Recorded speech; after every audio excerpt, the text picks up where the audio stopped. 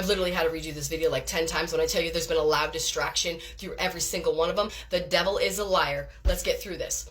God says stop looking back. You absolutely have to stop looking back. There's kind of two sides to this. Some of you are looking back because that pain, unbeknown to you, had put some bitterness in your heart, and you're looking back to watch the wrath and judgment of God fall upon these people. You're looking back to see the look on their face when God exalts you. He said, I did not make you to be a pillar of salt. You need to stop looking back, and you might need to do a heart check. Seek your heart. Make sure you have forgiven and lifted up to God. Listen, I know some of the things some of us went through were vile. They were disgusting. They were uncalled for.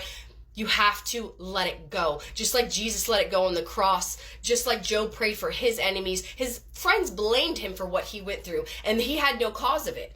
But then he felt sorrow for his friends when they were about to go through what they went through. Stop looking back to watch what's going to happen to these people. And then there's some of you that have gotten so close to Christ. You have such a heart like Jesus that no matter what these people did to you and put you through, you don't want to watch them go through it, because you remember the agonizing pain that it felt like for you when you wish somebody pulled you out, when you wish somebody was praying for you. You want to literally reach your hand in that valley and pull them out. And God says, see, this is why revenge is mine, because I knew when I did a new thing in you, that you wouldn't have the heart to do them like they did you, that you weren't going to be able to sit here and watch them go through what they have to go through because they touched my anointed, because they put their mouth on your name. He goes, I knew you weren't going to be able to do it, but vengeance is mine. I saw what they did when you were in the valley, when you needed help, and they laughed and they mocked you and they walked away and they kicked you deeper. You cannot help them skip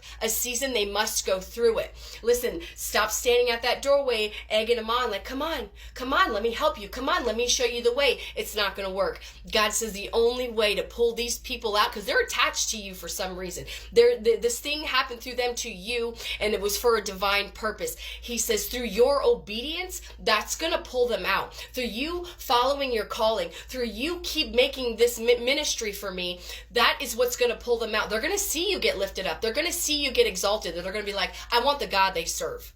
How did they make it here? How did they have so much peace? How did they go through hell and they're still smiling? They still got joy. How are they so blessed? It's through your obedience and you being the prime example of what it's like to be a child of Christ that's going to actually pull them out of this valley. And relationships are going to be reunited, whether it's parenting, relationships, marriage, friendships, what have you.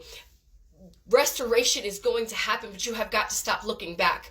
We are not pillars of salt in the name of Jesus.